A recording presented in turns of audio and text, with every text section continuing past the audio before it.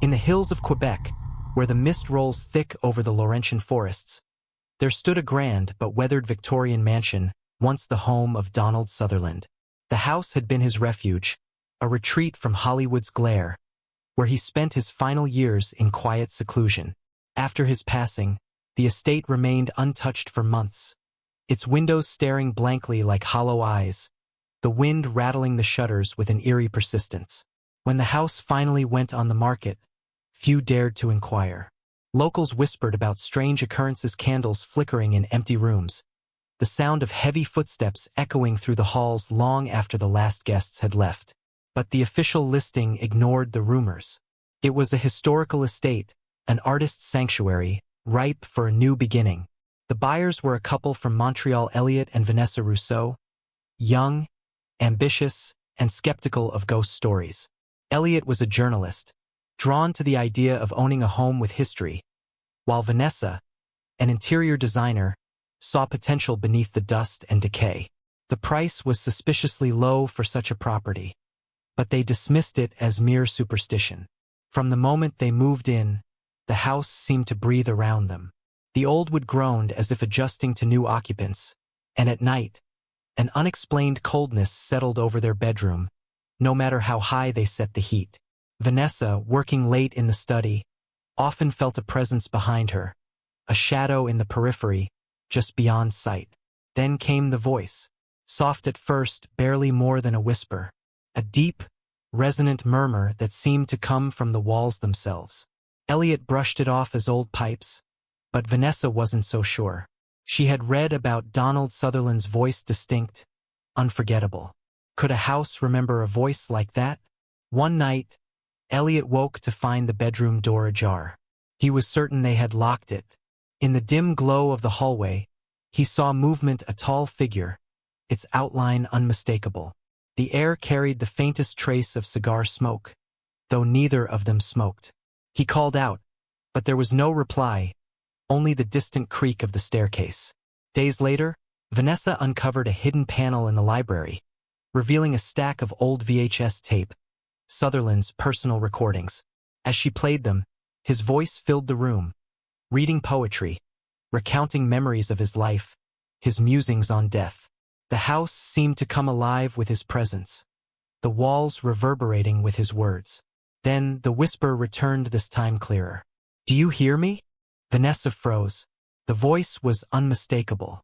Elliot rushed in, his face pale. "We need to leave," he said. The final sign came a week later. A single page from an old script appeared on Vanessa's desk, one neither of them had seen before. It was from Don't Look Now, Sutherland's legendary horror film. The line, underlined in red ink, "Nothing is as it seems." That night they packed their bags. The house was not theirs to keep. It belonged to its past, and its past had no intention of letting go. To this day, the mansion remains unsold, its windows still watching, its doors still creaking open on their own. And at night, if you stand close enough, you might hear it, a voice, deep and knowing, whispering from the darkness. The night Vanessa and Elliot decided to leave, the air inside the house seemed to shift, as if the walls themselves had drawn a slow, uneasy breath. The lamps flickered in protest, their golden glow hesitating in the deep pockets of shadow that clung stubbornly to the high corners of the room. A wind, sudden and inexplicable, swept through the house, rattling the old window panes though the night outside was still. Vanessa's hands trembled as she stuffed clothes into a duffel bag, her fingers catching on the zipper, pulling it jaggedly along the fabric. Elliot moved quickly, yanking books and papers from his desk, his heartbeat pounding loud in his ears. They did not speak. Words felt useless now, swallowed by the thick, humming quiet that pressed against them from all sides. Then footsteps, not from above nor below, but from within the walls themselves. A slow, deliberate stride, heavy and sure, pacing just beyond the reach of sight. Vanessa froze, her breath shallow, her eyes darting to Elliot. He heard it too.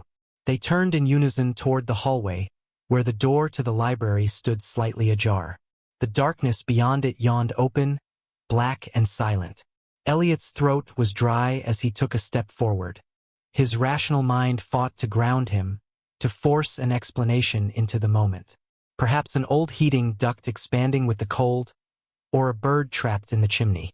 But the sound was too precise, too rhythmic, too human. Vanessa reached for him, her fingers pressing hard into his wrist. "Don't," she whispered, barely more than a breath. A floorboard groaned a sound apart from their own. Something moved in the library. The air thickened, charged with an unseen presence, an unspoken demand. And then, as if in answer, the old record player in the corner of the room sputtered to life. A crackle of static, a faint warping of sound. Then, unmistakably, a voice. "The past is not dead." Vanessa's knees weakened beneath her. Elliot took a half-step back, his pulse hammering at his ribs. The voice deep, deliberate, slow as dripping honey filled the room as though it had been waiting for them, expecting them. "It's not even past." A quote. Something familiar. Faulkner. But the way it was spoken so intimate, so knowing sent ice lacing up Vanessa's spine. Elliot reached for the record player, his fingers trembling as he lifted the needle. The voice stuttered, the room fell silent, but the pressure remained, thick and heavy in the air. Then the bookshelves trembled. Not all at once, not in a sudden collapse, but in a ripple, a slow, deliberate shudder that moved from left to right, as though some unseen hand had run along their spines. A single book tumbled forward, landing with a dull thud on the hardwood floor. Vanessa swallowed hard, staring at it. A script, an original yellowed with time. She knew before she touched it what it would be. "Don't look now." A script she had never seen, never held, yet there it was, its title stark against the aging paper. And there, scrawled in dark ink on the inside cover, was a signature. Donald Sutherland. A gust of wind swept through the room, though the windows were shut tight. The door to the hallway groaned slowly open, revealing nothing but the gaping dark beyond. And then, from somewhere deep within the house, the unmistakable sound of a man's low, rasping breath. Long, steady. Close. Vanessa's skin prickled. Elliot's breath hitched in his throat. The house, it seemed, had never intended to let them leave at all. Don't forget to subscribe and like if you liked this story. The air in the library pressed against them, thick as water, dense with an invisible weight that seemed to pool in the corners, settle in the rafters, creep beneath the floorboards. The silence was no longer empty but brimming alive with some unseen presence that stretched itself thin along the walls, waiting. Vanessa's fingers hovered over the script. The paper was yellowed, the edges curled with age, but it was real, tangible. The ink of Sutherland's signature had bled faintly into the fibers, as though time itself had tried to claim it. She swallowed, willing herself to move, to pick it up, to prove to herself that it was only paper. Only words. The moment her fingertips brushed the cover, the overhead chandelier flickered once, twice before plunging the room into darkness. Vanessa gasped, her breath sharp in the sudden blackness. Elliot cursed under his breath. A beat of silence stretched impossibly long, the kind that swallows everything whole. Then, a whisper, low, barely more than the scrape of a breath against the air, curling through the dark like smoke. "I see you." Vanessa choked on a gasp, stumbling back, the script slipping from her grasp and hitting the floor with a soft rustle. Elliot's arm found her instinctively, his grip tight, steady. The darkness around them felt different now, not an absence of light, but a presence in itself, shifting, thickening, pressing closer. Then, from the far end of the room, the slow, deliberate creak of a floorboard. Elliot fumbled in the dark, his hands patting the bookshelves, the desk, anything to anchor himself. The sound came again, closer this time, a weight pressing into the old wood, measured and unhurried. A step, then another. The record player crackled again. A burst of static, then silence, then his voice. "Why did you come?" It was unmistakable. That rich, deep timbre, familiar even in distortion. The voice of Donald Sutherland. The voice that had told 1,000 stories, whispered 1,000 secrets through the glow of a screen. Only now it wasn't coming from a movie or a tape or some forgotten recording. It was here, in the room with them. The chandelier sputtered back to life in a single jarring flicker. And there, across the room, standing between the bookshelves, was the figure of a man. Tall, lanky, a silhouette barely solid, its edges wavering like smoke caught in a draft. His head tilted slightly, the suggestion of an expression lost in shadow. The air around him wavered, as though he were not quite here, not quite anywhere at all. Elliot's breath caught. He wanted to speak, to move, to run, but his body was locked in place, held still by something deeper than fear. The figure did not move, did not breathe, but in the depth of its form, in the shape of it, the presence of it, there was knowing. Recognition. Vanessa clutched his arm, her nails digging deep. The figure tilted its head further, a slow, deliberate motion. And then, softly, in that unmistakable voice, "You shouldn't have come." The lights cut out again. And in the darkness, the whisper came once more, closer now, just beyond the reach of sight. "Nothing is as it seems." The darkness was no longer just an absence of light, it was something thick, something living. It curled around them, pressing against their skin like damp fabric, clinging to the walls, the ceiling, the floor. The whisper had dissolved into silence, but the presence had not. It was still here, somewhere. Vanessa's breathing was too loud in the quiet. Elliot could feel her fingers digging into his arm, but he couldn't move, couldn't speak. His throat was tight, his mind filled with the weight of something unspoken, something ancient, something watching.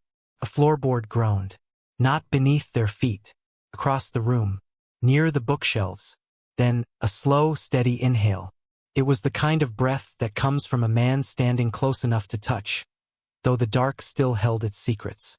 Long, unhurried, as though savoring the moment, Vanessa made a small, sharp sound in the back of her throat, something between a gasp and a whimper. Elliot instinctively reached for her, but his fingers met only the empty air. She was gone.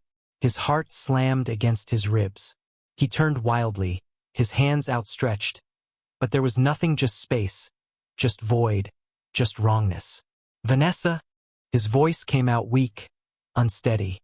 No answer. The breath came again, this time directly behind him. Elliot spun, but his foot caught on something, a rug, a chair leg, he didn't know, and suddenly he was falling. His back hit the floor hard, knocking the wind from his lungs. He lay there, gasping, his vision swimming. Then light. Not the chandelier, not the lamps. A faint glow, flickering weakly from the far end of the room, illuminating the edges of the bookshelves. It was coming from the desk. The old television set Vanessa had insisted on keeping, an antique from another era, its glass screen reflecting nothing but static. No, not just static. A face, blurred, distorted. A pair of eyes, sunken and hollow, peering out from beneath unruly white hair. Lips forming words, though no sound came. Then suddenly clarity. Donald Sutherland. Elliot's stomach lurched. The image on the screen solidified, sharpening into something too real. Not a recording. Not a memory. The lips moved again. This time he heard the words. "She's already gone." Elliot's chest seized with panic. He scrambled to his feet, nearly knocking over the desk in his desperation. The screen flickered violently, distorting, stretching, as if the image were trying to pull itself free. Then, in the reflection of the glass just behind him, a figure, tall, unmoving, watching. The television cut to black. And from somewhere in the house, distant but unmistakable, came the sound of Vanessa's voice, calling his name, soft, faint, from below. Elliot's breath caught in his throat. The sound of Vanessa's voice was distant but unmistakable, curling up from the floorboards like smoke from a dying fire. It was wrong, too soft, too stretched at the edges, like a whisper carried across an empty valley. He turned in slow, careful movements, listening. The silence between her calls was thick, stretched unbearably thin over the weight of the house. It was a silence that knew, that waited. Elliot. This time it came from directly below him. The basement. A place they had never dared explore beyond a quick glance when they moved in. It had smelled of damp stone and old wood, and Vanessa had wrinkled her nose, dismissing it immediately as too much work. The single bare bulb had flickered uncertainly in the gloom, and neither of them had wanted to linger. The door had remained closed ever since. Until now. It was open. The darkness yawned beyond the threshold. A hollow mouth cut into the floor. The air seeping up from below was cold, stale, carrying the scent of something old and untouched: dust, damp paper, the faint metallic trace of rust. And somewhere in that darkness, she was waiting. Elliot. It was closer now, yet still off, stretched and distorted, as if spoken through old radio static. His pulse thundered in his ears. Every instinct screamed for him to run, to leave the house, to abandon the voice that no longer sounded like Vanessa. But his feet carried him forward, drawn by something deeper than fear. The stairs creaked beneath his weight, groaning like old bones. The descent was steep, each step swallowed whole by the blackness pressing around him. The air grew heavier with each breath, thick and unmoving. Then his foot met stone. He was at the bottom. The basement was impossibly dark, the only light seeping from the half-open door above, stretching weak fingers across the cold floor. Shadows swallowed everything beyond that meager reach. The walls, the ceiling, the corners, it all blurred together, shifting uncertainly at the edges of his vision. Elliot. The voice was just ahead. Then movement. Something in the darkness stirred. His breath hitched. His fingers fumbled for his phone, for anything to cut through the blackness. The weak glow of the screen flickered to life, casting a thin, bluish light across the room. And there, just beyond its reach, stood a figure. Tall, slender, unmoving. Its edges wavered, blurred, as if not fully formed. Elliot's fingers trembled. He lifted the light higher. The figure stepped forward. Not walked, shifted. The air tightened. The cold pressed deeper. Then, slowly, the face emerged from the dark. It was Vanessa, but not. Her features were stretched, elongated. Her skin was too pale, her eyes too dark. Her lips parted, but they did not move with her words. You shouldn't have come. The voice was hollow, empty, a perfect mimicry without a soul beneath it. Elliot took a step back, his heel catching the edge of the stair. His heart pounded against his ribs, hammering an unsteady rhythm of panic. The figure tilted its head, studying him. Then slowly it smiled. The basement door slammed shut, and in the perfect, suffocating dark, the whisper came again. Nothing is as it seems. The darkness swallowed him whole. For one terrible, weightless moment, Elliot felt the sheer absence of light pressing against his skin like damp cloth, suffocating, absolute. The air in the basement was thick and unmoving, as if the room had been sealed off from time itself. His breath came sharp and ragged, each inhale dragging in the scent of dust, old wood, and something deeper, something acrid, something wrong. A shuffling sound broke the silence, soft as dead leaves shifting in an unseen breeze.